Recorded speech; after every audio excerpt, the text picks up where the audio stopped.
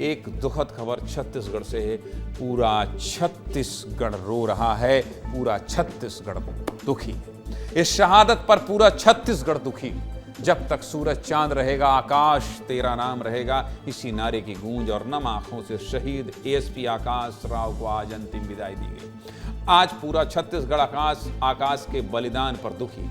ASP आकाश राव के अंतिम दर्शन के दौरान हर कोई रो रहा था, हर किसी की आंखें नम थी। तस्वीरें देख लीजिए। पहली तस्वीर शहीद आकाश राव की पत्नी की। उनकी पत्नी ने रोते हुए अपने पति को सैल्यूट किया और अंतिम विदाई दी। आकाश की मां पार्थिव शरीर पर सिर रखकर बिलख रही थी और पूरा परिवार आकाश के जाने के गम में डूबा था। दूसरी तस्वीर शहीद एएसपी आकाश राव के बेटे की है। आकाश के बेटे ने अपने पिता को मुखाग्नि दी। अंतिम संस्कार से पहले शहीद एएसपी को गार्ड ऑफ ऑनर दिया गया। आकाश की अंतिम यात्रा में कई नेता, मंत्री, अधिकारी और बड़ी संख्या में लोग इकट्ठा हुए। अंतिम यात्रा के दौरान मुख्यमंत्री विष्णुदेव साय ने आकाश के शव को कंधा दिया। शहीद एएसपी आकाश राव की अंतिम यात्रा से जुड़ी एक अंतिम रिपोर्ट देख ली।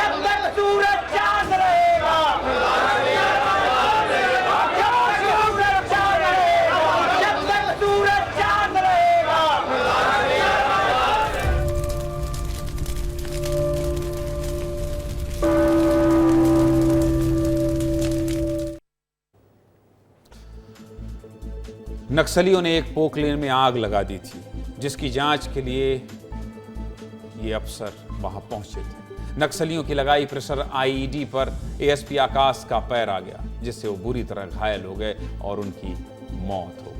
आकाश साल 2013 में बतौर डीएसपी भर्ती हुए थे और साल 2024 से कोंटा में बतौर एएसपी तैनात थे। इसके पहले आकाश मोहला, मानपुर और सुकमा जैसे घोर नक्सल प्रभावित इलाकों में भी तैनात रहे। साल 2019 में उन्हें राष्ट्रपति से गैलेंट्री अवार्ड भी मिला था। आकाश ने नक्सलियों के गढ़ में कई कैंपों को खोलने का काम किया था।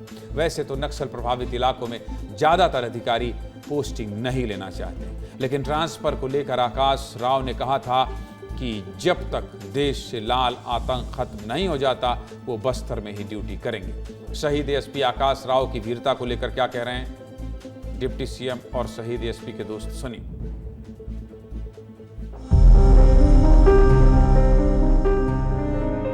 हमारे काबिल ऑफिसर, उनकी शहादत जाया नहीं जाएगी और इसका बड़ा खामियाजा नक्सलियों को भोगना पड़ेगा।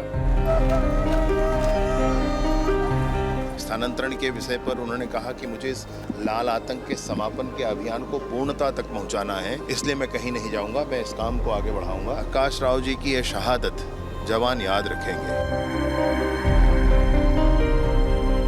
काफी कर्तव्यनिष्ठ डेडिकेटेड अफसर था। उससे मिलने की बात हुई थी, ऐसे मिलना मैंने सोचा ही नहीं था। आज उसकी कमी खल रही है। आकाश हमारा बहुत ही अच्छा, बहुत प्यारा मित्र था। विश्वास करना कठिन होता है कि वो इतना अच्छा साथी हमारे बीच नहीं।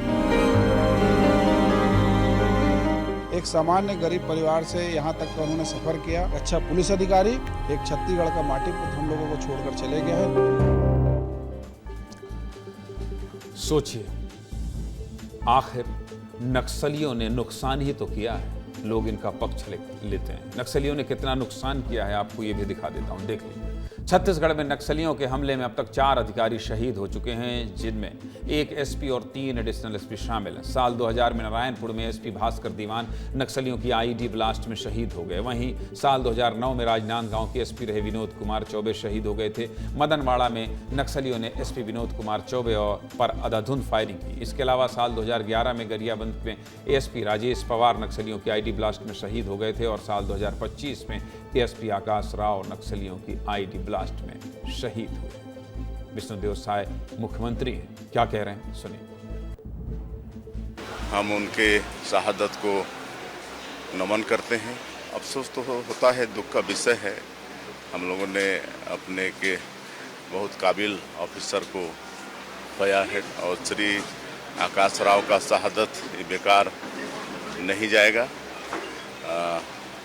नक्सलवाद अंतिम सांसें ले रहा है।